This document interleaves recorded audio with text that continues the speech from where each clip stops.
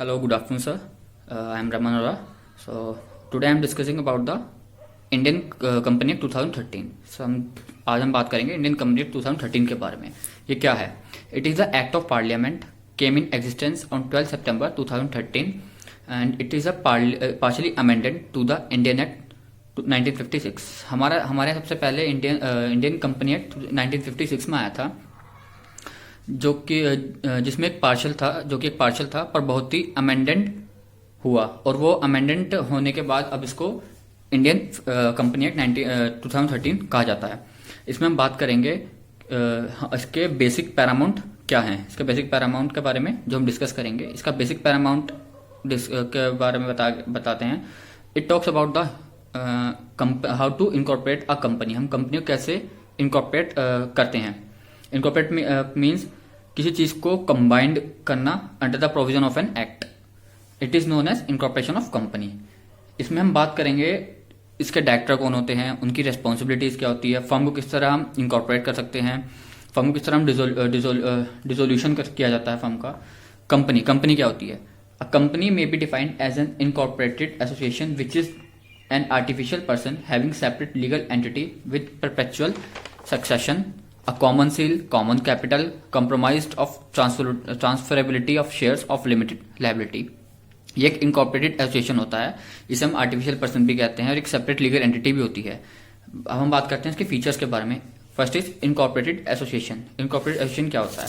A company comes into existence and incorporation और registration under the company act.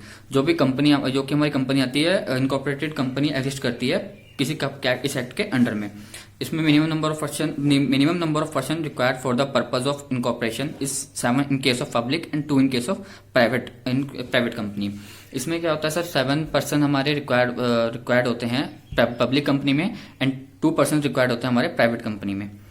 Separate legal entity. Second one is separate legal entity. On incorporation company gets personality which is separate and distinct from those of its member. Company is artificially person created by law. Incorporation company क्या होती है? इसमें खुद की personality होती है जो कि सेपरेट होती है और डिस्टिंक्ट होती है अदर मेंबर से. एक पर्सन की खुद की पर्सनैलिटी होती है जो कि सेपरेट और डिस्टिंक्ट होती है अदर मेंबर से of that company.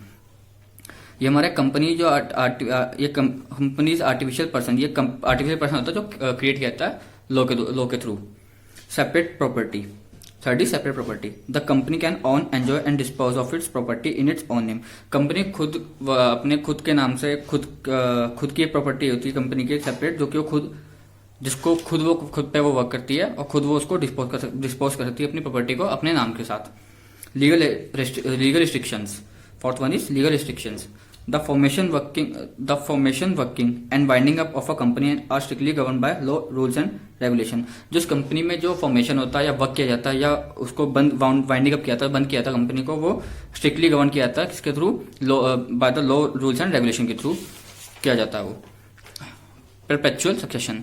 Unlike a person, a company never dies. किसी भी पर्सन से कंपनी कभी खत्म नहीं होती. Its existence is not affected in any way by the death of insolvency of any shareholders. Member may come and may go but the company continues its operation until it is wound up. किसी की existence, किसी भी member की existence इस पे कोई company पर कोई इफेक्ट नहीं डालती है. चाहे उस मेंबर की इंसॉल्वेंसी हो जाए या उस मेंबर की डेथ हो जाए, उसका कोई भी इफेक्ट कंपनी पर नहीं पड़ता है. इसमें मेंबर आते हैं और जाते हैं, बट कंपनी अपना ऑपरेशन को, अपने वर्क को कंटिन्यू रखती है टिल वाउंड अप. जब तक वो कंपनी वाउंड अप नहीं होती, जब तक वो कंपनी बंद नहीं हो जाती. Share capital. A company mobilise its capital by selling its share. Company अपने कैपिटल को इकट्ठा करती है अपने शेयर्स को सेल करके. The person who buy this share became its share holder. जो पर्सन इन शेयर्स को परचेज करता है वो उस कंपनी का शेयर होल्डर बन जाता है and thereby become member in it, and वो उस कंपनी का मेंबर भी बन जाता है.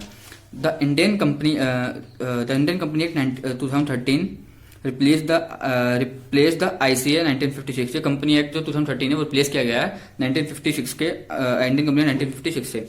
The company act 2013 makes comprehensive provisions to govern all listed and unlisted company in the country. इसमें कंपनी एक्ट 2013 में क्या होता है? बहुत सारे प्रोविजंस बनते हैं जो कि जिनके अंडर में वो कंपनी को लिस्टेड और अनलिस्टेड कंट्री में जो भी हमारी कंपनी होती है वो लिस्टेड और अनलिस्टेड को हम देखा जाता है. The Company Act 2013 implement many new sections. and replace the relevant corresponding sections of Company Act 1956. This is a landmark legislation with far-reaching consequence on all company incorporated in India. So it's all about today's session, that is called Indian Company Act 2013. Thank you, sir.